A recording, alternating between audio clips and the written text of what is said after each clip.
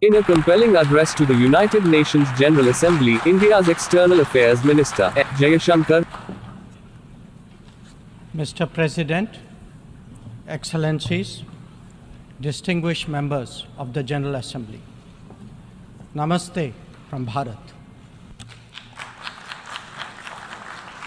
Let me begin by expressing our felicitations to the President of the General Assembly, His Excellency Dennis Francis, and our fullest support to the 78th UNGA's theme of rebuilding trust and reigniting global solidarity. This is an occasion to take stock of our achievements and challenges, even while sharing our aspirations and goals. And indeed, in regard to both, there is much that India has to share. Mr. President, the world is witnessing an exceptional period of turmoil. As it is, structural inequities and uneven development have imposed burdens on the global South. But stresses have been aggravated by the impact of the COVID-19 pandemic and the repercussions of ongoing conflicts, tensions, and disputes. As a result, socio-economic gains of recent years have been rolled back, resources for sustainable development are severely challenged, and many countries really struggle to make ends meet. Navigating the future appears even more daunting today. At this juncture, it was with a sense of exceptional responsibility that India took up the presidency of the G20. Our vision of one Earth, one family, one future sought to focus on the key concerns of the many, not just the narrow interests of a few. In the words of Prime Minister Narendra Modi, it was to bridge divides, dismantle barriers, and sow seeds of collaboration that nourish a world where unity prevails over discord and where shared destiny eclipses isolation.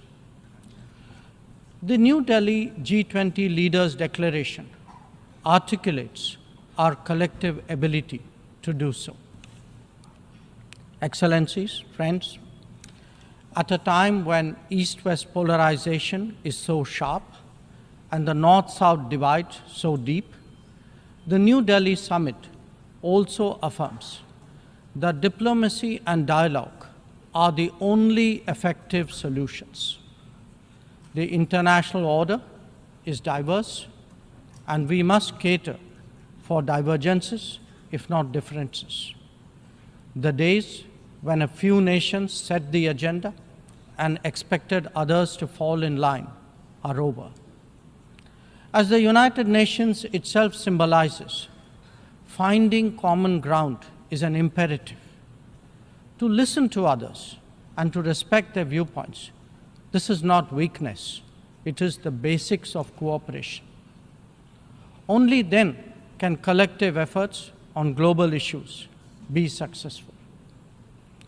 Recognizing that growth and development must focus on the most vulnerable, we began the G20 presidency by convening the Voice of the Global South Summit. This enabled us to hear directly from 125 nations and place their concerns on the G20 agenda. As a consequence, issues which deserve global attention got a fair hearing. More than that, the deliberations produce outcomes that have great significance for the international community. Mr. President, it was also noteworthy that at India's initiative, the African Union was admitted as a permanent member of the G20. By doing so, we gave voice to an entire continent which has long been its due. This significant step in reform should inspire the United Nations, a much older organization, to also make the Security Council contemporary. Broad representation is, after all, a prerequisite for both effectiveness and credibility. The outcomes of the New Delhi G20 summit will surely resonate for years ahead. Among them is an action plan for sustainable development goals, a crucial need of the day. Equally important are the high principles of lifestyle for environment, and the Green Development Pact as they shape our approach to our planet's future. The transformative role of digital public infrastructure has also finally been recognized as the salience of women-led development in building an inclusive and progressive society. The reform of international financial institutions has been given due weight, as has the resolution of debt vulnerabilities. Friends, the New Delhi G20 outcomes are expressed both as larger policies and as specific initiatives. They could be about building cities for tomorrow, or fighting corruption, eliminating hunger, or delivering quality education, ending plastic pollution, or preserving the ocean-based economy, or for that matter, enhancing food security, or even mapping global skills. Some address long-standing issues like gender divide and climate action. Others focus on new concerns such as responsible harnessing of artificial intelligence. All in all, we have placed for the world's consideration a set of actionable propositions, constructive solutions, and new directions.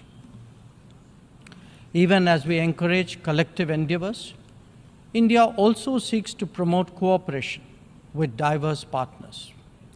From the era of non-alignment, we have now evolved to that of Vishwa Mitra, a friend to the world.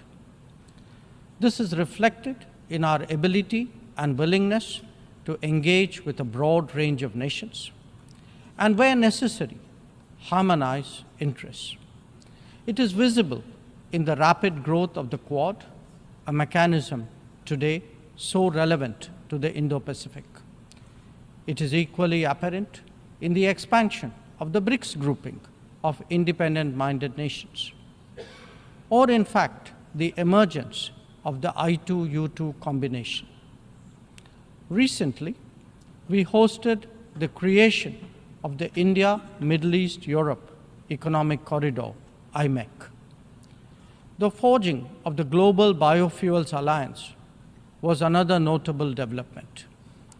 This willingness to work in an open-minded manner on specific domains is now a defining characteristic of the emerging multipolar order.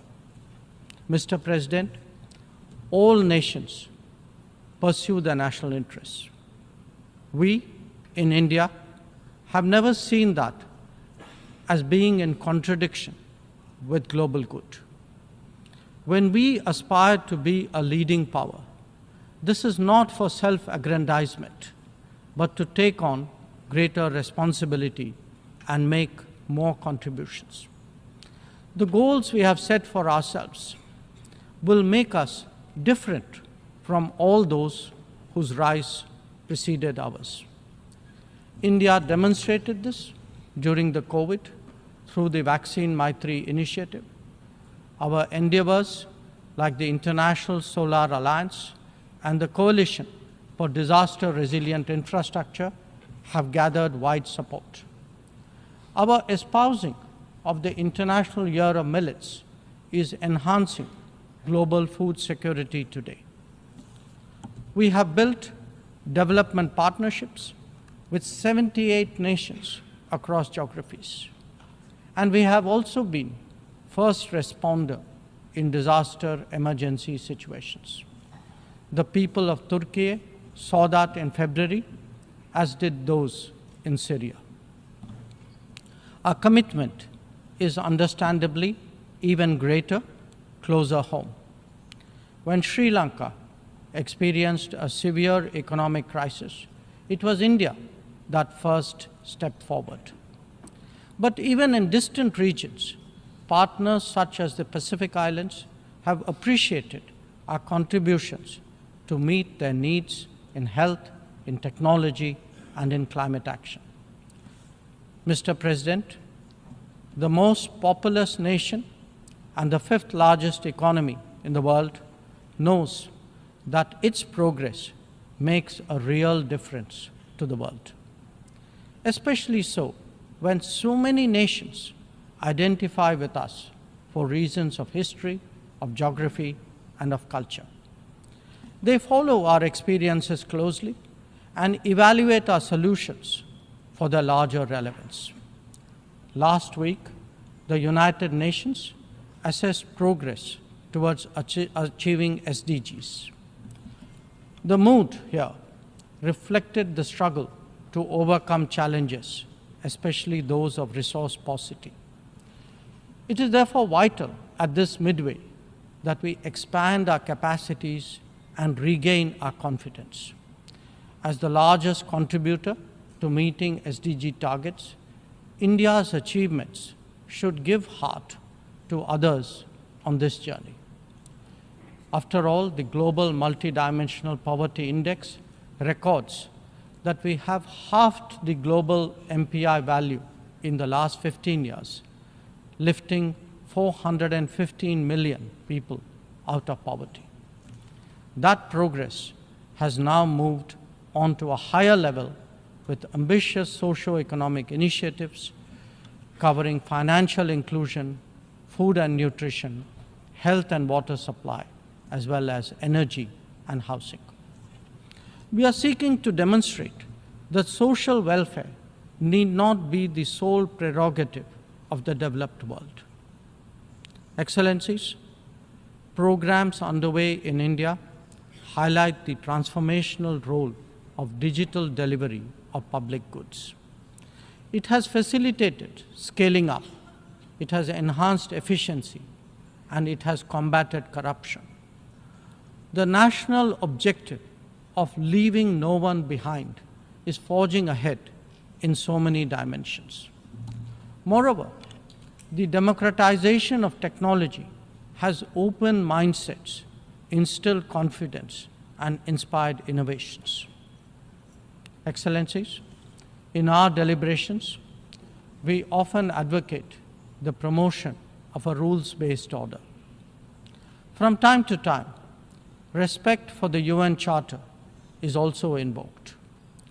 But for all the talk, it is still a few nations who shape the agenda and seek to define the norms. This cannot go on indefinitely, nor will it go unchallenged. A fair, equitable, and democratic order will surely emerge once we all put our minds to it. And for a start, that means ensuring that rule makers do not subjugate rule takers. After all, rules will work only when they apply equally to all. Mr. President, we must never again allow an injustice like vaccine apartheid to recur. Climate action, too, cannot continue to witness an evasion of historical responsibilities. The power of markets should not be utilized to steer food and energy from the needy to the wealthy. Nor must we countenance that political convenience determines responses to terrorism, extremism, and violence. Similarly, respect for territorial integrity and non-interference in internal affairs cannot be exercises in cherry-picking. When reality departs from the rhetoric, we must have the courage to call it out. Without genuine solidarity, there can never be real trust.